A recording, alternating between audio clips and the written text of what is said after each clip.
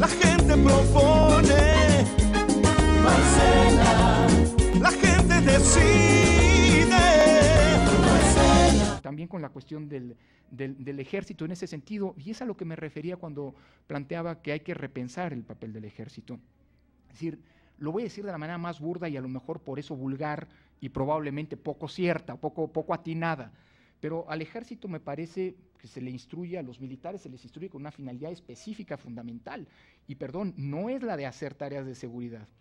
Se dice que, bueno, no es lo mismo un retén de policía o la reacción para la que está capacitada la policía frente a un retén o frente al no obedecer un retén, ¿no? Frente a lo que en cambio ocurre con los militares. Es decir, perdón, a los militares se les enseña a defender, digamos, la seguridad del mismo Estado frente a eventuales agresiones.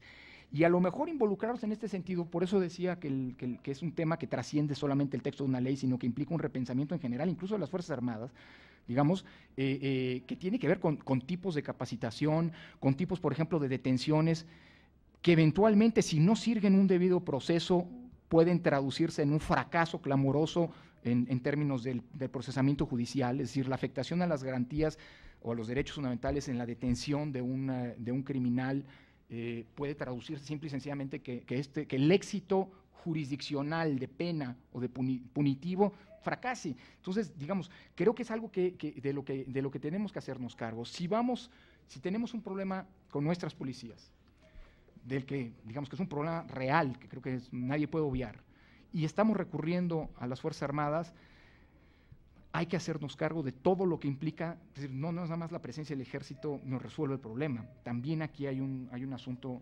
adicional y que supone, insisto, si somos un Estado democrático constitucional que quiere resolver el problema de la criminalidad, llevando ante los tribunales y condenando ante los tribunales a quienes cometan actos ilícitos, digamos, tiene que verse también en términos de la cadena hacia atrás. Y a propósito de la suspensión, la verdad, diputada, lo digo con toda la franqueza y como constitucionalista, me asumo garantista, me asumo defensor de los derechos.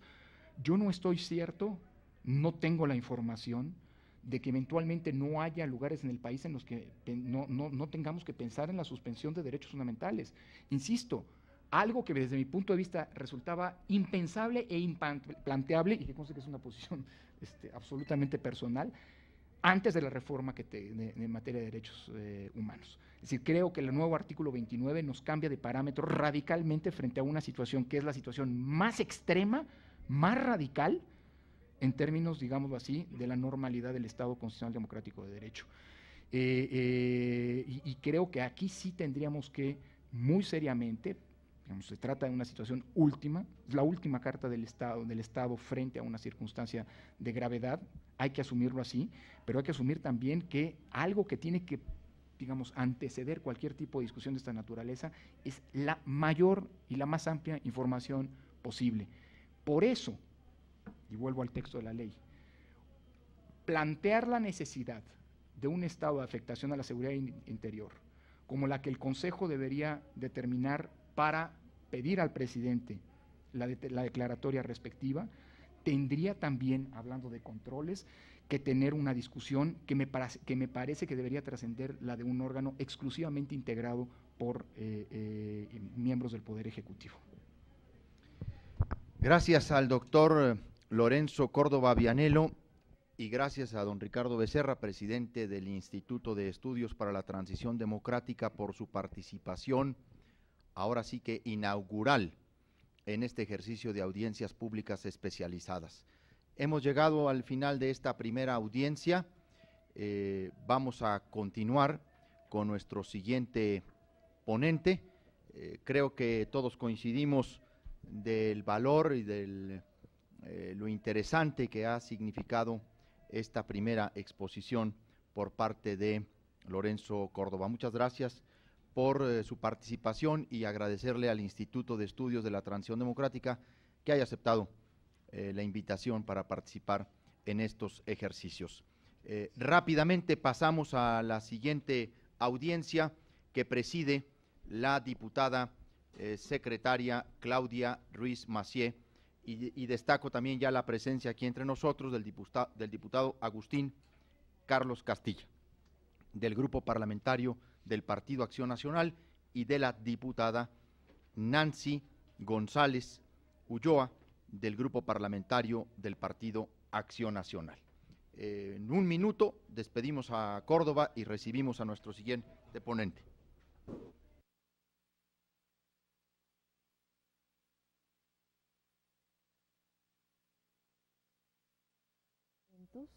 Bueno, acaba de terminar esta primera parte inaugural, en donde escuchamos a Lorenzo Córdoba Vianello, presidente, fue el presidente, el diputado Javier Corral Jurado, agradeció esta parte en la que él tuvo a bien inaugurar esta primera parte de esta reunión de trabajo, de la agenda de reuniones de trabajo, como lo habíamos mencionado, de la Comisión de Gobernación. Y bueno, escuchamos diferentes participaciones de diferentes grupos parlamentarios, ellos representantes como la diputada Lorena Corona Valdés, también el diputado Pablo Escudero, así como el diputado Luciano Cornejo, también del Partido Acción Nacional, al diputado Javier Corral, quien preside como presidente de esta Comisión de Gobernación, también a el diputado del PRD Humberto Lepe. Ellos participaron con unas preguntas que en estos momentos decidieron hacer a Lorenzo Córdoba Vianello del Instituto de Estudios para la Transición Democrática. Entre estos puntos importantes que se destacaron, escuchamos que cualquier acción ilícita en defensa de la seguridad nacional es inaceptable, también así como la ausencia de controles para que el presidente envíe al ejército es necesario, como lo mencionaron y escuchamos y le platicamos, bueno, que es necesario la ausencia de controles para que el presidente envíe al ejército a realizar labores, y también necesario un marco normativo para hacer frente a la inseguridad. Y también le comentábamos al inicio de esta conferencia, bueno, son mesas de trabajo. Continuamos con esta segunda. Sea bienvenido a través de la señal del canal del Congreso. Ley de Seguridad Nacional. Nos acompaña el doctor Martín Gabriel Barrón Cruz. Es maestro en Ciencias Penales con especialidad en Criminología por el Instituto Nacional de Ciencias Penales, INACIPE. Cuenta con estudios de maestría en Historia y Etnohistoria en la Escuela Nacional de Antropología e Historia y de doctorado en Humanidades en la Universidad Autónoma Metropolitana. Además, es licenciado en Historia por la Escuela Nacional de Antropología e Historia. Es investigador en el Instituto Nacional de Ciencias Penales y ha publicado diversos trabajos en distintas revistas especializadas. Muy bienvenido, doctor Barrón, y le refresco la mecánica de trabajo que hemos convenido en esta Comisión de Gobernación y Comisión de Derechos Humanos de la Cámara de Diputados. Usted hará una presentación del trabajo que ya nos ha hecho llegar y que está en el micrositio de la Comisión de Gobernación, y los integrantes de y de la Comisión de Derechos Humanos lo tienen ya en su poder, este trabajo que usted nos envió, pero la idea es que nos haga una presentación y al concluir los diputados de los distintos grupos parlamentarios pues le hagan algunas preguntas que nos permitan un intercambio de opiniones y nos enriquezcan en este ejercicio. Muy bienvenido y adelante. Gracias, diputada Ruiz Massieu. Agradezco a todos los miembros de la Comisión de Gobernación el haberme invitado, el haberme extendido a través del presidente Javier Corral, el diputado Javier Corral, la invitación respectiva. Curiosamente, cuando ustedes en la primera mesa discutían un poco el artículo 89 constitucional, era un poco con lo que yo iba a empezar. Obviamente el artículo 89 constitucional, fracción sexta de la Constitución, nos dice tres elementos fundamentales en esa fracción: seguridad nacional, seguridad interior y defensa exterior.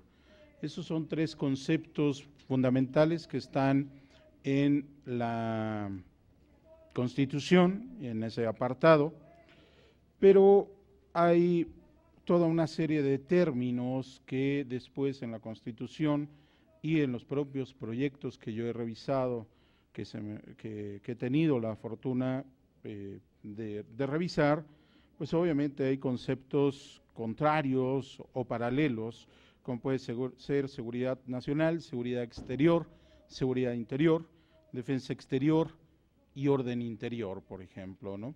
Es una cuestión conceptual. En el documento que yo les hice llegar un poco una serie de elementos simplemente de redacción, pero faltaba una presentación de PowerPoint que, bueno, por otra serie de circunstancias me abocaré simplemente a ir señalando.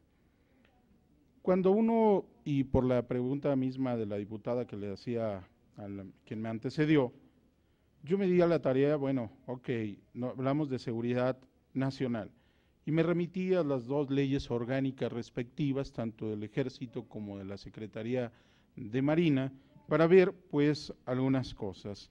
Y primero, una de las misiones de la ley orgánica dice del Ejército garantizar la seguridad interior, pero en dicha ley no hay nunca más otra alusión, pero tampoco hay referencia a seguridad nacional o defensa exterior. O sea, el documento que le da soporte al artículo 89 constitucional, que dice que el presidente va a disponer de las Fuerzas Armadas para poder hacer esto, no me dice otra cosa.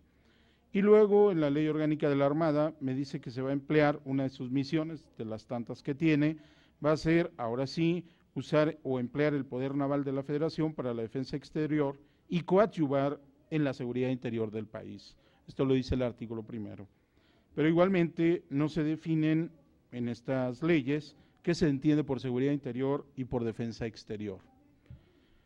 Una de las diferencias notables en la ley, en las dos leyes orgánicas, es que en la de la Secretaría de Marina, Armada de México, dice que el secretario de la Armada participará en la formulación de los planes de seguridad nacional.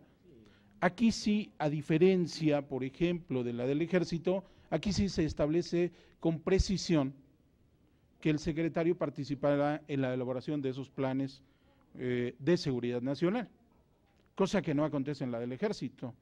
Entonces surgen toda una serie de preguntas que pues podríamos formular. Y obviamente se plasman en las leyes orgánicas de manera indistinta que las instituciones militares tienen participación o atribuciones en seguridad y en defensa nacional, y seguridad nacional, exterior o interior. Y entonces quizá uno de los grandes problemas, y que está trasladado también en la Ley de Seguridad Nacional, en primera instancia sería cómo se definen los conceptos, tanto teóricos como prácticos, de seguridad nacional.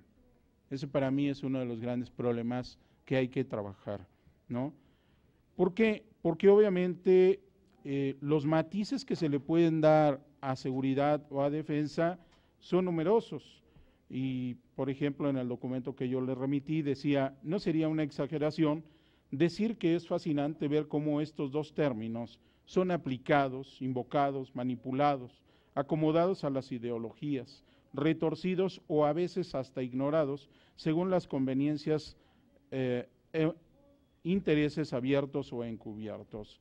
Obviamente hay también quien sostiene que existen innumerables riesgos al intentar definir, por ejemplo, seguridad nacional, pues no hay una definición universal, ya que se encuentran enormes obstáculos en su obsesión por concretar algo definitivo. Esto se debe fundamentalmente a que no existen estados iguales, por lo tanto la definición de seguridad nacional pues es dependiendo de cada estado y que se entienda por lo mismo, ¿no?